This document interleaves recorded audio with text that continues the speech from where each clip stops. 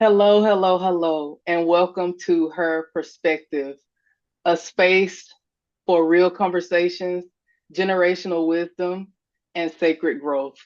Here we gather to heal, evolve, and rise. My prayer for this podcast and every episode that is produced that if we even just inspire and encourage one woman to take a step towards the things that she wants for her life, we have planted a positive seed. I am truly honored and blessed to have a special guest here on our show today. Her name is Christiana Jordan. She holds a special, near, and dear space in my heart. And I am going to open up this space and ask Christiana if she will introduce herself, share a little bit about herself, and we will then go along with the questions and just allow this conversation to flow naturally. So, welcome to Her Perspective, Christiana. Could you please, Hello. hi, could you please introduce and share what you would like to share about yourself? Okay. My name is Christiana Jordan. I'm currently retired from the military. I'm originally from North Carolina, Shelby, like a small little town. People don't really know nothing about Shelby, so a lot of people say Charlotte. Um, Right. I, I'm currently live in Texas. I'm married, and yeah. Let's see what I like to do. I love to eat. I'm a foodie. Love to Nice. eat. I like reading like suspenseful books. I'm into suspenseful movies. So I like all that horror crazy stuff. So Woo. yeah. Well, once again, thank you for taking time out of your schedule to be here. Like I said, it's an honor. And with every guest that is on the show, I do want to express my gratitude and also just share a tiny little snippet about how I know this amazing and beautiful woman. So, Christiana is actually my baby sister. And what makes this podcast episode so significant and full circle is I don't even know if you know this. I was in the delivery room when you were born. Like I saw you come into this world. Oh, I did not know that at all. I did not. Yes. Oh my gosh. So first of all, we've never had this conversation, but I was just thinking about that because I know recently, you've been married for a while, but you all had an official um ceremony in front Hmm. of family members and things like that. And I remember after I sent that picture Yeah. from my reception way back like 23 years ago, um, where you were still a little girl, like toddler, and you were standing behind the cake when me and my husband um. were like, how you got the pictures where you take the Mhm. bite of the cake. And I looked and I was like, oh my gosh, she's in the picture. So it's Wow. full circle because I literally saw you being born. You were Oh, thank there to share in a beautiful moment of me and my husband, introducing our marriage to family way back then. And then I was able to see you and your husband introduce your, marriage to the family, even though I wasn't there in person. And so I was just thinking about that. It's so you. Oh, wow. significant. And if it's okay for me to share your current situation, No, it's your fine. status. Hmm. Okay. And this is something that I was just sharing with my kids. I think just my oldest son the other day was that if no other episode of this podcast is full circle, not only seeing you born, but as we're talking about generational wisdom, you know, you are carrying life and you are due here soon. And so, Hmm. as we are having this interview, we are speaking life over a new generation. Yeah. And my goodness, to think about that and to just have this episode, like I'm just so grateful. And so I'm gonna go ahead and flow through the questions. Um, just share, what you are comfortable with sharing, and we will go from there. I'm gonna just flow Okay. through the questions and hold the space for conversations and all of that good stuff. So Okay. yes. So I do have the questions sitting over here because Okay. I'm not gonna memorize everything. But the first question that I wanted to ask you is, what did womanhood look like from your perspective when you were growing up? Okay. For me, womanhood, growing up, like looking into it, I saw my mom do everything by herself. Like there was no, man there's no husband there or anything like that. So womanhood for me was just being around like strong women, like Mm, women, black women, trying to figure it out, putting their self last and putting others first, mm, putting other people's needs before their own, just taking care of the family. So I just grew up seeing like a bunch of, black women mhm, doing that because no one was married, no one had a, a spouse or partnership. So mhm. just seeing, yeah, womanhood is just strong, just being independent, strong, and, handling business. Yeah, that's so interesting how you said, the women were just trying to figure it out, because the other day I was just thinking, like, when I can reflect back on my life and I'm and I see other people navigating through different situations, and I'm like, you know what? We're all just kids Mm-hmm. in different sized bodies now that are still trying to figure it out, because little Yeah. kids are like learning the rules and learning what they're supposed to do, what they should Mm-hmm. do, and what their parents are teaching them. But we are all still figuring it out, from the Yeah. littlest of the little one that can understand to the oldest person that is able to like express and share. We're all just kind of navigating life. And so, I appreciate that you pointed that out, to see strong black women in positions to where they had to wear a lot of hats and Mm-hmm. sacrifice and put other people's needs before their own. My Right. goodness.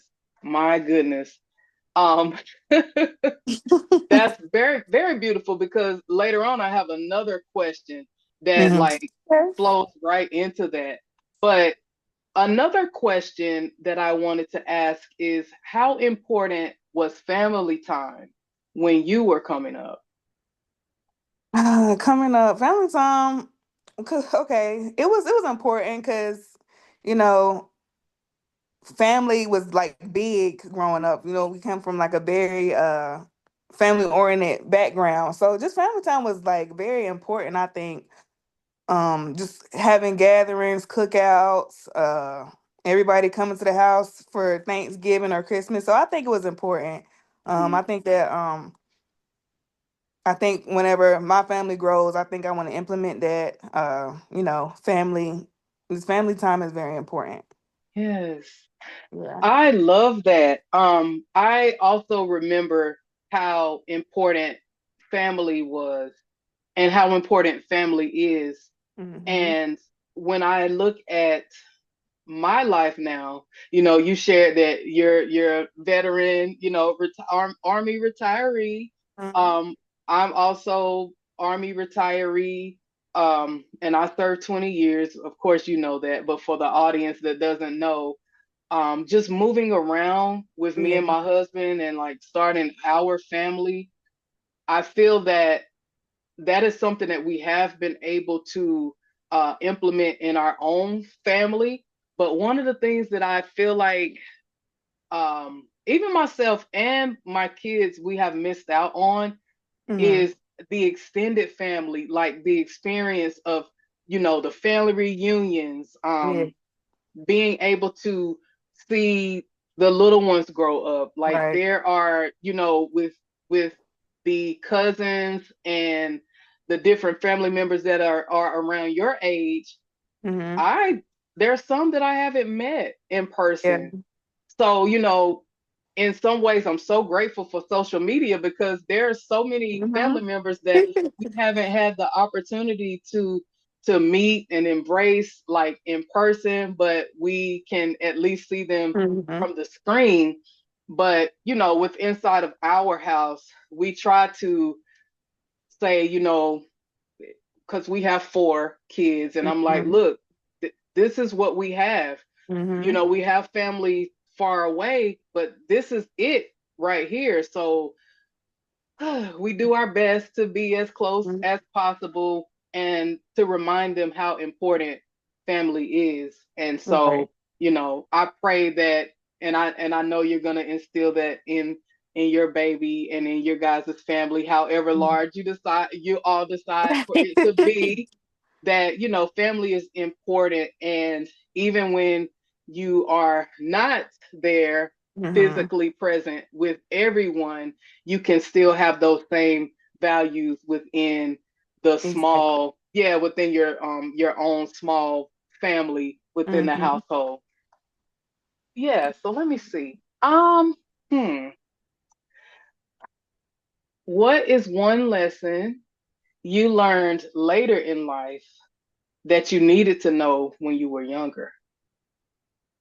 Oof. Oh, how can I? Okay, let's see. Oof. I would say, and I think I'm gonna piggyback it off the first question. I would say, it's okay, to be selfish. I know people take Mm. being selfish as How a they say negative. clock it? Yeah, clock it. They take being selfish like a negative connotation, but Hmm. I think that it's okay to be selfish. We Yeah. always put others first and always, and then our feelings behind like, dang, well, I wanted to do this Mm. instead. And then, you get the short end of the stick. So I would say, as an adult, it's okay to be selfish towards yourself. Yes. Like it's okay to have self-care. It's okay to put yourself first. It's okay to tell somebody no if they need to borrow something or Mm. anything, or can you do this for me? It's okay to say no. So I feel like being selfish is okay. It's yeah. Yes. That. I love that because, as you say, like if we go back to the first question and we look at, well, what did womanhood look like? You saw the Mhm. sacrifices. You saw um probably a lack of boundaries in Yeah. never saying no to anyone. Um, Speaking for myself, I've saw the overgiving and being exhausted, giving from an empty cup, and still to this day being able to observe women not feeling comfortable um, doing things for themselves, showing Right. up for themselves, even some of the basic and simple things. It is so hard for us Hmm. as women sometimes because we're the nurturers, and a lot of times we're kind of like a foundation for the family, and a lot of what goes on in the house, I just experienced this the other day, like it goes off of what is going on inside of the woman's emotions and feelings and all of those things, and then you look up and it's like, oh my goodness, Hmm. that's something that I talk about a lot, is women losing themselves in service to others. And I know that all of that goes inside of that same container of like sacrificing for Yeah. everybody else, and, not saying no, and just giving when there's Hmm. nothing there to give. And not even financially sometimes, just sometimes you don't have the energy, or you Emotionally. yes, Hmm. emotionally, you don't have any of that. And we still say yes at the cost of our mental health, our spiritual health, like all of that. Um, Hmm. my goodness. So self-care is is so important. But I know Yes. like you called it being selfish, and I agree. And I also say being selfless, because Mm-hmm. if we look at being selfish and you're putting yourself first, I feel like sometimes that's the greatest gift that you can give somebody else, because Yeah. for one, how we treat ourselves, that we're showing other people how they can treat us. Yeah. And if we're running ourselves into the ground for everybody else, then they think that you're good and you're okay with doing that. Mm-hmm. Yeah. And so, Shoot. yes, we're going to stick a fork in that one. It's okay to Mm-hmm. be selfish, to Yes. say no, and to do things for yourself without the guilt. Exactly. Oh, my goodness. Mm-hmm. So, going into now, I just mentioned like women, the self-sacrifice and just putting others first and kind of putting yourself on the back burner. And a lot of times, and I've talked about this before, it's observed. So I saw it when I was growing up. Mm-hmm. You are like 20, not 5. quite 20 years. Yeah, like Yeah, not quite 20 years younger than me. So 20 years goes by and you had observed that as you were growing up as well. And I mm-hmm. observed that as I was growing up as well. Like the same thing, strong women, trying to figure it out, Yep. doing everything for the kids, ripping and Mhm. running, doing their Always. best. But I never saw the occasional, they go get their hair and nails done and Yeah. stuff like that. Or, back in the day, they would go out a lot, Yeah. and things like that. And they had their girlfriends and people that they call it ran with. I ran with her, but hanging out, kicking it, they had their friends or whatever. But still to this day, I can see that. And so going into the next question, Mhm. like you said, I mean, you're 25. So I know that there's still a lot of learning. However, you are a woman and soon to be a mother, and you are a wife. So the question is, what did you sacrifice, or what did you feel pressured to sacrifice? Oh, let's see. Oh, that's kind of a hard question. I would say for me, I feel like joining the military, I kind of sacrificed my comfortability Mm, and just changing in a good way, just changed the way I looked at things in life and how I like moved around. I feel mm-hmm. like I sacrificed like my, how can I say it? Like sacrificed my just my comfortability, just like how I was as a Yeah. person, and how I would originally do things before when I joined the Mm-hmm. military. It kind of programmed me to do things a Mm, certain way, to be a certain way, to talk a certain way, sit a yeah. certain way. So I feel like I kind of sacrificed my own just a little bit because I wasn't in that long, just a little bit of my identity. So Yes. I feel like yeah, I feel like I sacrificed a little bit of that. That's the mic drop. That is the mic drop. And even though from your perspective you are sharing about, a part of womanhood for you was, joining the military and Mhm. that identity piece. So I went 20 Mhm. years on the dot. And if nothing else here mirrored one another between our, conversation today, is Mhm. that identity piece. I remember I had joined this, goodness, what was it? They were having a meeting for like people that Mhm. were looking to get better at like public speaking and things Yeah. like that. And so they put this scenario out, and we had like a couple of minutes to come up with a story and talk Mhm. about it or whatever. And I specifically remember saying that, well, I used my military career as an example, and I said that I felt very robotic. You wake Mhm. up, you know what you're gonna Mhm. wear. For the most part, you know kind of how the day is gonna go. Yeah. And, for me, when it's time to leave, you get your paperwork, you pack up your family, the movers come in, and they pack up your stuff, Mhm. and you're on to the next place. But it's still, you go to another place and it's almost the same exact Yeah. thing. And for you to say that, and for me to have experienced that as well, that's major, because Mhm. I remember a conversation, and I've shared this before, a conversation with someone um, that was just asking me some questions.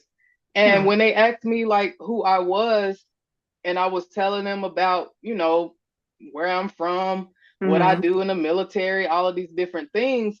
And the thing that has stuck with me, and this was like, it's been over 12 years. I'm gonna have to calculate it because I don't even Mhm. remember. But they were like, well, those are your roles, your responsibilities, the hats Mhm. that you wear, but who are you? Mm. And that is what start, even though there was hills and, you know, Yeah.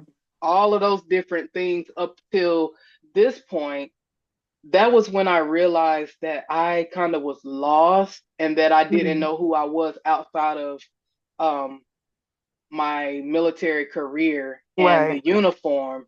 And so I Mhm. remember sharing all of that in that online Zoom meeting about being a robot and trying to break free from that. And Yeah. that was just an experience of kind of losing parts of my identity, and especially, for women that join really young, because you joined, you weren't 18, but you Mm. were still young. But Yeah.